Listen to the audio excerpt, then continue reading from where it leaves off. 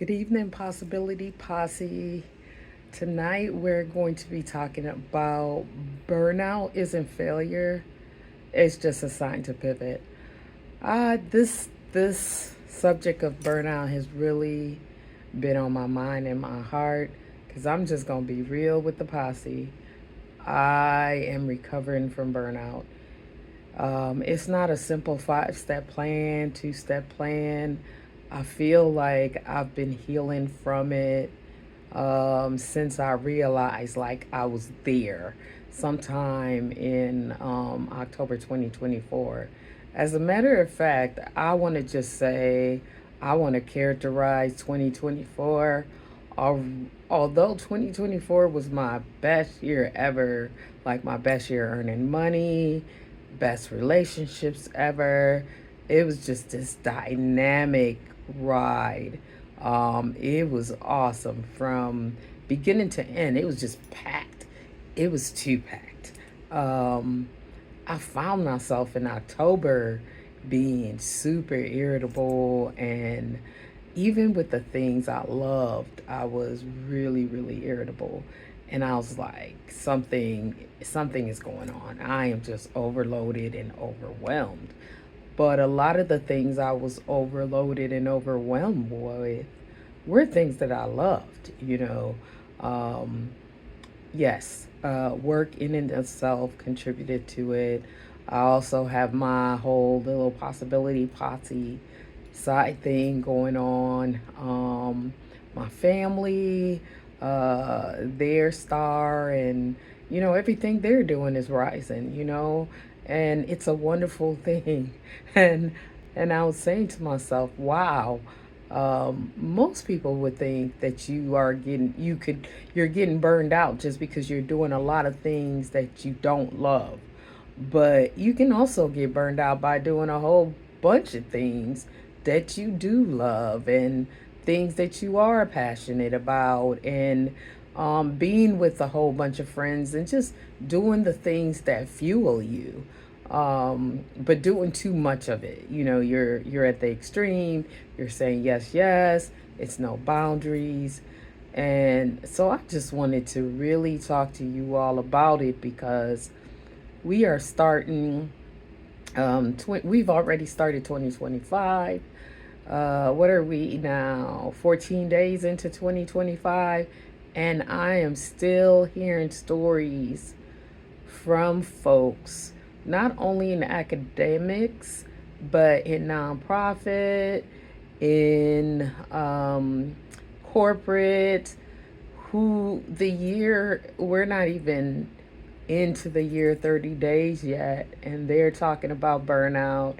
They're talking about the need to slow down. And that just tells me how serious this burnout piece is. Um, and not just mid career folks, early career folks as well. So we really just need to talk about this posse. We really need to have conversations with each other. And even at work, I think this push to always think that um, how did somebody put it to me the other day? That my fire should be somebody else's emergency. And just really thinking through that. Like, can you just say, hey, can I have another can I have another 24 hours to get that to you? Is there someone else that could do that? Here's such and such who's talented.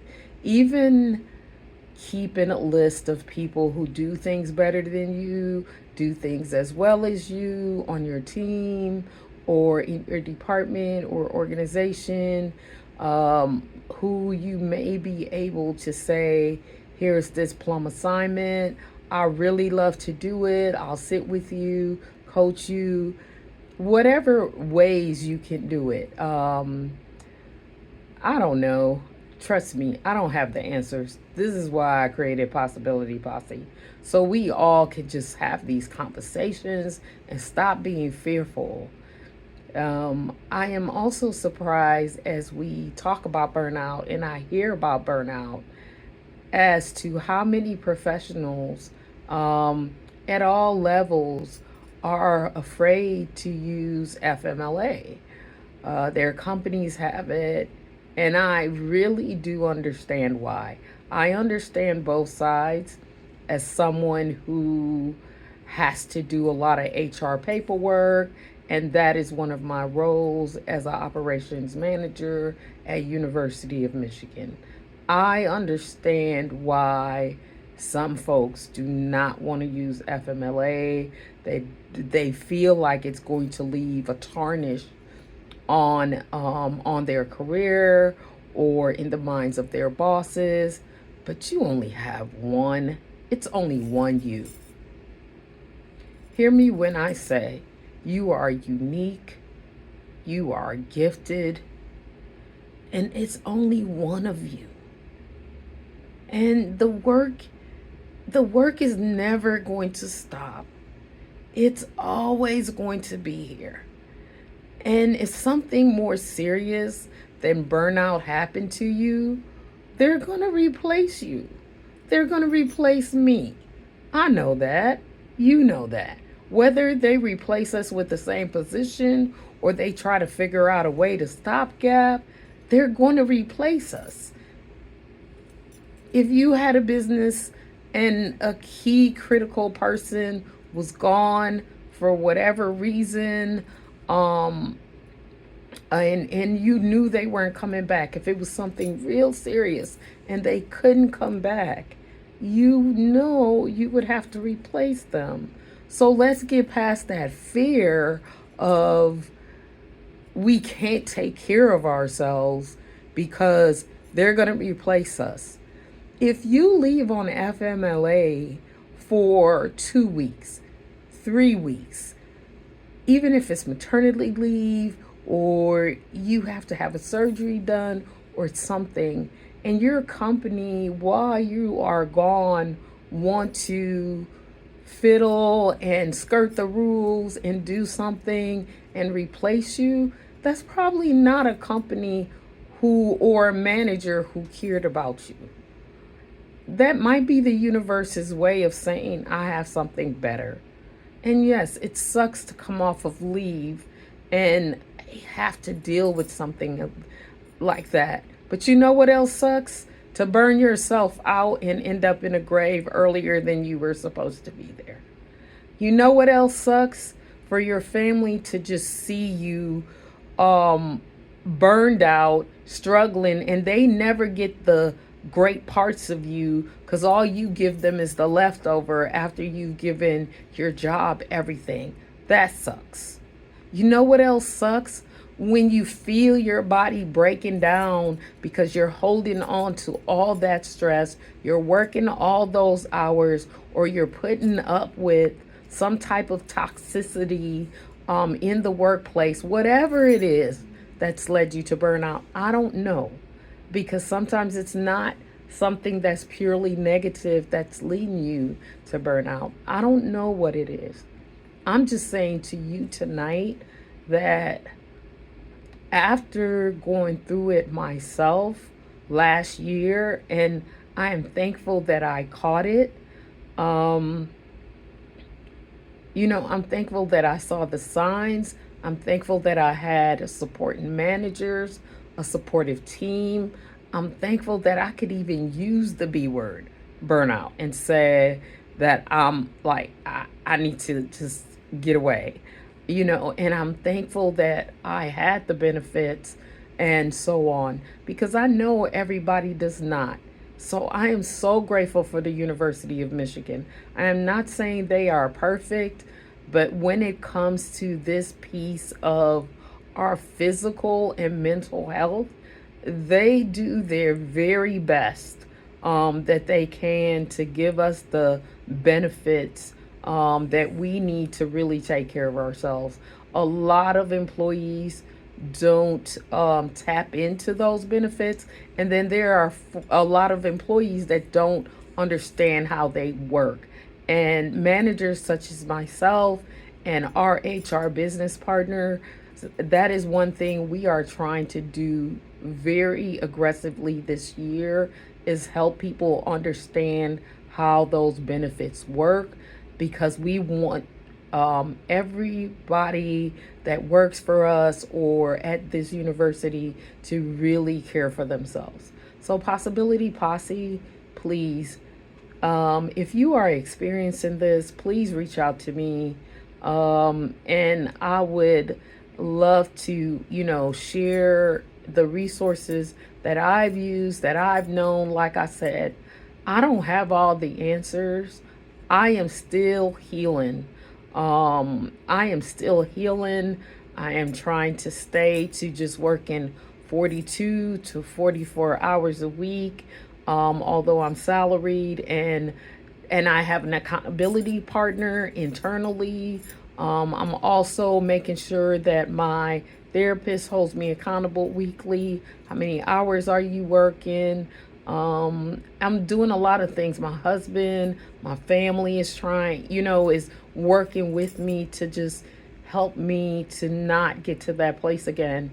But I've also come to realize that because of technology and how many of our workplaces operate, um, that we are just going to have to recognize the signs faster than we used to. Because I think we all are going, each one help one. That's going to be the best way. Each one help one.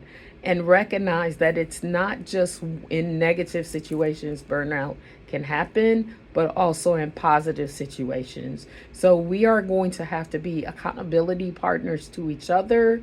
And that means we're going to have to be honest to talk about these fears. These fears cannot keep us in this state of wrecking our bodies and wrecking our families and wrecking our minds, and even just like spending through our assets or misusing assets. Because when you're burning out or you're burnt out, your wherewithal to make sound decisions are not always there in some instances, if we want to truly be honest. Um, so that's where I'm at tonight. I don't have any answers. All I'm going to say to you, Possibility Posses, is in anything that happens to us, there are always possibilities. And first, we have to look at the fear in the face and say, what is the lesson that you're trying to teach us right now? And then as we look it in the face and say, what are the lessons you're trying to teach us right now? And we settle in on, yes, we're fearful, but here's a lesson. This is the road we're going to walk. That road leads to the possibilities that then leads to the breakthrough. Um, so that's where I'm at this evening. And I hope that you share this video with someone who you think are exhibiting signs of burnout, or if you've heard them say they are burnt out. And I am so willing to be a resource to help people. Like I said, I don't have the one size fits all. I'm not going to read any book about it. I know there are probably great books out there, but I told you this year is the year that I just want to just let the universe just speak to me and lead me and just walk things out. I don't want to take another class. I don't want to just be like, I'm going to jump on this class to learn how not to be burned out. I'm sure there are great there are great resources such as that, but like I said, I have my therapist, I have my family, I have my meditations, I have all of you. I have a great village around me that has tightened up during this time to just help me heal and to make sure that I'm nurtured back to health. So have a wonderful evening, and we'll talk soon.